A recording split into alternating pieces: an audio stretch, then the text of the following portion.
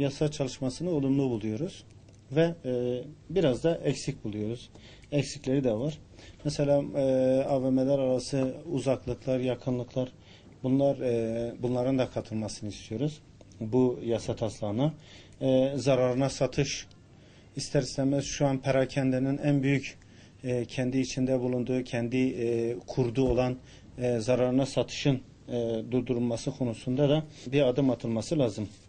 İnsanları aldatan esnafa ceza konusu, Allah'ın Resulü Aleyhisselatü Vesselam bir gün pazarda dolaşırken bir buğday tüccarının yanına yaklaşıyor ve buğdayı eliyle eşelerken altının ıslak olduğunu görüyor ve o şahsa, tüccara dönüp şöyle buyuruyor: "Dur, bizi aldatan bizden değildir."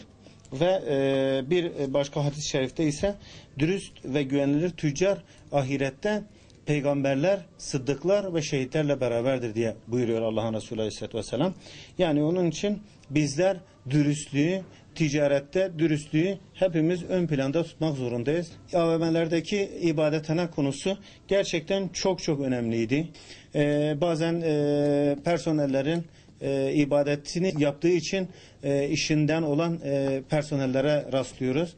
İnşallah bu ibadethanelerin zorunlu olması inşallah bu gibi sıkıntıları giderecektir.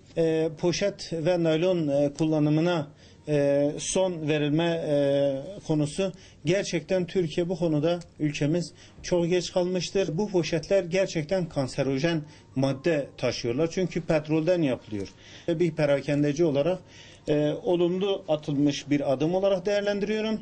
Yalnız bu mesafe uzaklığı, aralığı da göz önünde bulundurulmalı ve zararına satışın bir an önce önüne geçirilmeli. Allah-u Teala ayet-i kerimede buyuruyor, diyor, bir toplum kendi içindekilerini değiştirmediği müddetçe biz de onların durumunu değiştirmeyiz. Zaten yani şimdi bunlar sadece bir caydırmak için atılan adımlardı.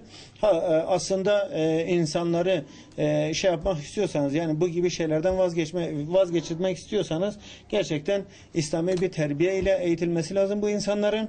İslami terbiyenin verilmesi lazım. Yoksa vallahi yani bizler kendi toplumumuzu değiştirip dönüştürmediğimiz müddetçe, Allah'ın dinini insanlara anlatıp helalı, haramı bildirmediğimiz müddetçe gerçekten de bu insanları dürüst yapamayız. Bu sadece bir caydırıcılık olur.